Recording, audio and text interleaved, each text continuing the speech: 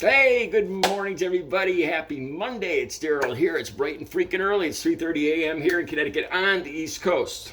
I want to talk about Marjorie Taylor Greene and Alex Jones. For a moment, I saw the punitive damage added on to Alex Jones' case. He's almost $50 million. Now it's gonna get knocked down a little bit. And seeing him get caught, like when his lawyers accidentally sent 2 years worth of a full data dump of 2 years worth of his texts, accidentally sent them to the prosecutor, and then the lawyers let him lie on the stand for 11 days until they finally asked him, "Do you know what perjury is, Alex Jones?" And you see that look on his face, and then Alex Jones goes, "I guess this is your Perry Mason moment." Man, that felt so good, especially living in this area. Like I said, these are small towns around here. I worked in Southbury, Woodbury, Connecticut, and these are right next door to Sandy Hook. We all knew people that were involved, families that were involved in this. And to see Alex Jones, it was just beyond comprehension. I can't imagine how the actual families felt. Like, it must be just like living a nightmare. And to see finally him get caught out, see Alex Jones get caught out, it felt good. For all of about 5 minutes until I saw Marjorie Taylor Greene. I'll talk about that more in a second. I want to bring up my own past. Me and my mom talk regularly. Just last week, we brought up this incident, and we talk about this often, and it's something embarrassing. It's about coming clean. I told you guys I used to lie and manipulate a lot, right? And there was this one time where I would go get money from my family all day long to buy more drugs, and I can't remember exactly why I did this, but I took a steak knife and ran it up and down my arm, scratched my arm all up, to make it look like I had attempted something. And then I went to find my mom, and this is embarrassing beyond belief to admit this, that I was trying not just to lie, but to manipulate in this fashion. I didn't really have the intention of going through with it. It was to get money. Like, oh, I need to go get help to see a psychiatrist. I think that's, this was almost 20, this was about 16, 17 years ago. And my mother, I went and found her on the postal route. She was a post lady. I found her at lunchtime, and I crying, "Oh, I don't know what to do." And this one time, my mom had been enabling because she loved me, and she didn't want to believe the worst. And this one time, she said, "I've had it. That's it. Do whatever you want to do. Go ahead." And she walked away.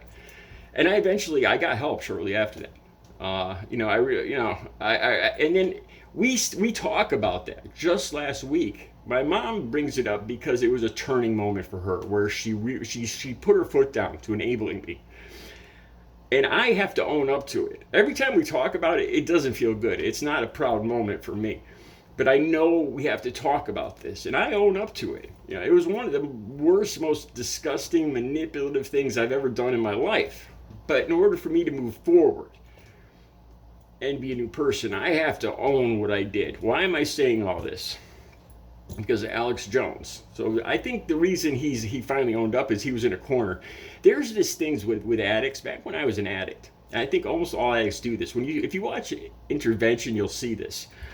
I call it in for a penny, in for a pound. When that's my story, and I'm sticking to it. You could be caught with whatever.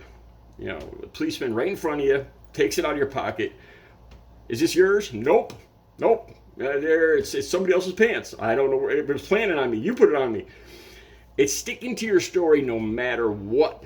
No matter how ridiculous, you always stick to your story. That's how I used to be. And I think for some reason that's what a lot of acts are. In order to admit to lying is to let that whole house of cards come crashing down. That you're an addict and you got a big problem. So you stick to that lie no matter what. And with Alex Jones, you kind of saw that come down, because he finally admitted. You see, he said something along the lines of, it was 100% real. And I think he did this because he was cornered, but he also did this because it was going to affect his money. He knew that if he didn't do this, that he was going to lose more. He was going to bleed out even more money. To me, it was drugs. To him, it's money. To Marjorie Taylor Greene, it's power. If somebody had said to me, "Daryl, you just own, if you own up to this, we'll stop right here." And then, in my head, I'd be like, well, I could continue using if I just own up to it. So it wasn't all that big a thing for Alex Jones, but it felt good for Alex Jones to be caught out with those 2 years worth of texts. Like he sent a picture of the judge on fire. He said, no, I never did that. And then they put the picture up right on the screen, and the judge sees it right from his text. You are busted, man. And being that person, being that manipulative liar in the past, and now that I've owned up to it, you have to own it, man, and move forward. Like I said, it doesn't feel good. It's one of the worst things I ever did, but in order to grow, you need to do this. Today, I don't do anything, I don't say anything, I don't go anywhere that I feel ashamed about, that I need to lie about. I'm an open book, and it feels so, there's just so much less weight in my world. The day is so much better, right? And then I came to Marjorie Taylor Greene. Okay, these clips will be down below, especially Marjorie Taylor Greene. Like I said, with Alex Jones, it felt good seeing that those 2 years worth of, because we all knew he didn't believe what he was saying. And to see him get caught out, it finally felt like there was some truth in the world. So, Marjorie Taylor Greene, at the recent right-wing conference in Texas, I can't remember what it's called now, that's CPAC, in Texas, where Mike Lindell and Marjorie Taylor Greene, the video will be right down below. So Marjorie Taylor Greene is talking about January 6th. And she says how when she saw it, she said, I'm going to have to say this word, Antifa. I call it Antifa. Some other people call it Antifa. I don't know if it's because I'm from New England or what, but Antifa. And Marjorie Taylor Greene says this. This is just a few days ago. She says, nobody can tell me I still believe they were involved. Nobody can tell me that. And you can see she rolls her eyes when she says this. And, being a manipulative liar in my past, I could see that she's not telling the truth. She rolls her eyes and she goes, Trump supporters were involved in this. The way she overdoes it just a little bit, you could tell that she doesn't believe what she's saying. And she said, still, nobody could tell me that Antifa wasn't involved in dressing like these people, like Trump supporters, and what would she say, antagonizing them. And it doesn't even make sense. It doesn't even make sense because a day or two earlier, they have that performance art with a guy in a jail cell, and it's supposed to elicit sympathy. These guys were caught on film with their texts. Donald Trump telling them, if you don't go down and fight like hell, you're going to lose your country. And then, or you see these right-wing groups, the paramilitary groups, marching in a column, a stack, I think they called it. They have these plans. They go right up, they go in, and yet Marjorie Taylor Greene can still sit up there just a day or two ago and say, no, nobody can convince me. That wasn't real. This, Antifa was involved. Come on.